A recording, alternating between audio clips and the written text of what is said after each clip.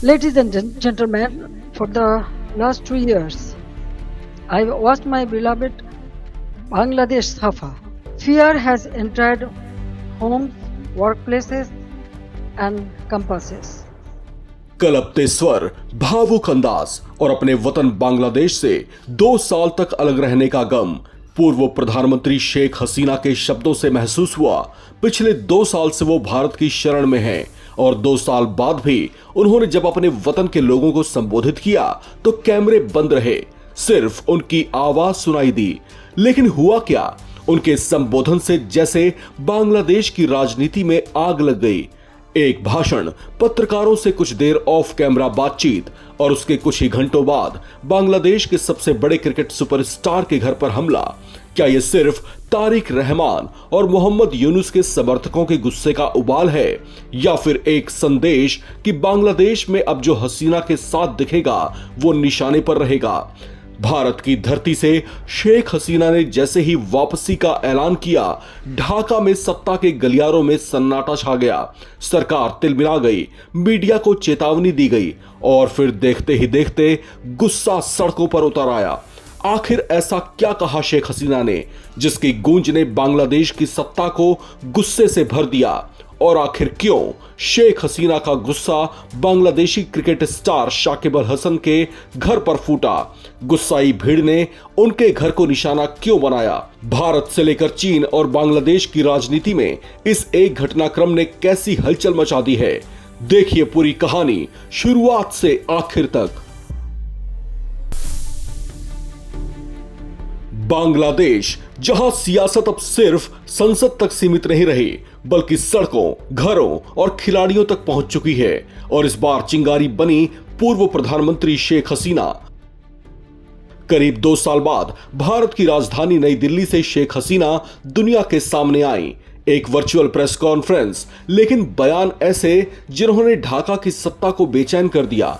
हसीना ने साफ कहा, आवामी लीग पर लगा प्रतिबंध हटाओ, मेरे खिलाफ सारे केस राजनीतिक बदले की कार्रवाई हैं और वक्त आया तो मैं दिसंबर 2026 में बांग्लादेश लौटूंगी। बस यहीं से बांग्लादेश की राजनीति का तापमान अचानक कई डिग्री बढ़ गया। लेकिन असली धमाका तब हुआ जब शेख हसीना के वर्चुअल संबोधन में लगे मीडिया के कैमरे बंद हो गए। रिपोर्ट्स के मुताबिक आधिकारिक प्रेस कॉन्फ्रेंस खत्म होने के बाद भी शेख हसीना पत्रकारों से बातचीत करती रहीं। ऑफ कैमरा कही गई बातें सोशल मीडिया पर लीक होने लगी, वीडियो वायरल होने लगे और फिर ढाका में सियासी विस्फोट हो गया। जिस भाषण को रोकने के लिए सरकार ने पहले ही मीडिया को चेतावनी दी थी, वही भाषण इंटरनेट के जरिए हर मोबाइल तक पहुंच गया। सरकार की नाराजगी खुलकर सामने आ गई। आरोप लगा कि भारत की धरती से बैठकर बांग्लादेश की राजनीति को प्रभावित करने की कोशिश की जा रही है।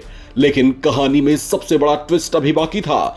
कुछ ही घंटों बाद खबर आई कि बांग्लादेश क्रिकेट टीम के पूर्व कप्तान और दुनिया के सबसे चर्चित ऑलराउंडरों में शामिल शाकिब अल हसन के घर पर हमला हो गया है। रिपोर्ट्स के मुताबिक मागुरा स्थित उनके घर पर भीड़ पहुंची, तोड़फोड़ की गई, उनके घर के कुछ हिस्सों में आग तक लगा दी गई और पूरे इलाके में अफरा तफरी मच गई। लेकिन इसके साथ ही ये सवाल भी उठने लगे कि क्या शाकिब का कसूर सिर्फ इतना था कि वो शेख हसीना की प्रेस कॉन्फ्रेंस में शामिल हुए थे? अपने संबोधन में शेख हसीना ने सत्ता को तो ललकारा ही, साथ ही उन्होंने अपने खिलाफ हुए षड्यंत्रों का भी जिक्र किया। मोहम्मद यूनुस का नाम लेते हुए उन्होंने कहा कि उनके खिलाफ कुछ संगठित ताकतों ने काम किया और युवाओं को भड़काकर इसे छात्र आंदोलन का नाम देने की कोशिश की। Ladies and gentlemen, for the last 2 years, I've watched my beloved Bangladesh suffer.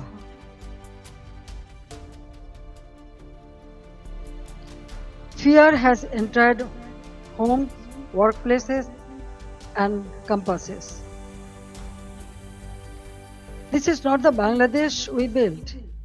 This is not the Bangladesh for which 3 million people sacrificed their lives in 1971.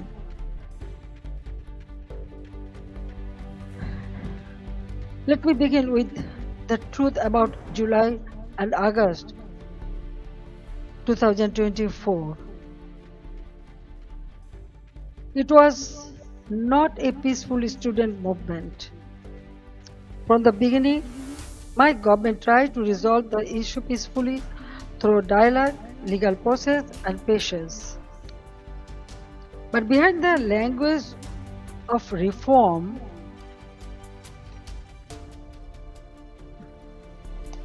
organized groups were working to turn students' demand into violent political instrument. Sheikh Hasina के इस संबोधन के बाद बांग्लादेश विदेश मंत्रालय की ओर से एक बेहद सख्त बयान जारी किया गया।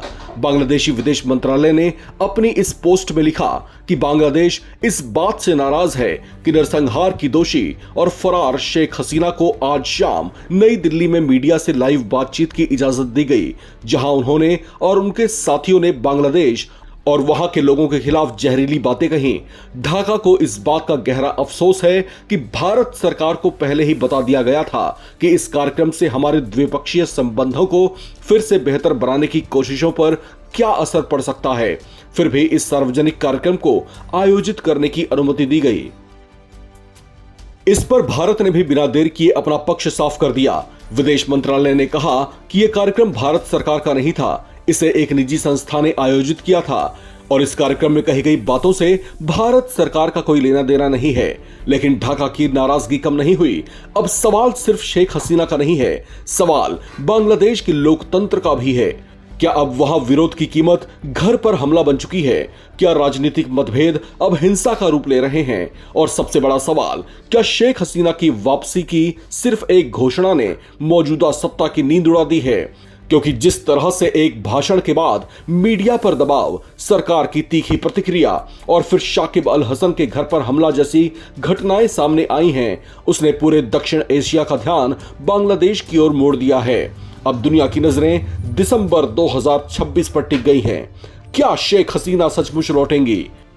क्या आवामी लीग फिर मैदान में उतरेगी?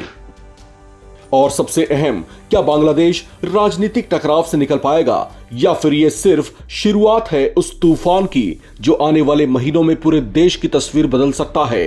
ये चर्चाएं इसलिए भी हैं क्योंकि शेख हसीना का तख्ता पलट किए जाने के बाद से ही बांग्लादेश की सत्ता चीन के बेहद करीब हो गई है, जो भारत के लिए चुनौती बन सकता है। पहले मोहम्मद यूनुस और अब तारिक रहमान की सरकार भी चीन के इशारे पर नाचती दिख रही है। याद रखिए, कभी कभी इतिहास बंदूक से नहीं, एक भाषण से बदलता है। और बांग्लादेश में कैमरा बंद होने के बाद जो शुरू हुआ, उसकी गूंज अब सिर्फ ढाका नहीं, दिल्ली तक सुनाई दे रही है। सवाल अब सिर्फ शाकिब के घर पर हुए हमले का नहीं है। सवाल यह है, क्या बांग्लादेश में लोकतंत्र और सत्ता की लड़ाई अब खुले टकराव में बदल चुकी है? अब चलते चलते कुछ सवाल नवभारत टाइम्स के आप तमाम दर्शकों से भी। आपको क्या लगता है, क्या शेख हसीना का बांग्लादेश लौटने का ऐलान सही है? क्या वाकई बांग्लादेश में शेख हसीना फिर से सत्ता में परिवर्तन करवा पाएंगी? अपनी राय लिखकर कमेंट बॉक्स में शेयर करें, चैनल को सब्सक्राइब करें और देखते रहें नवभारत टाइम्स।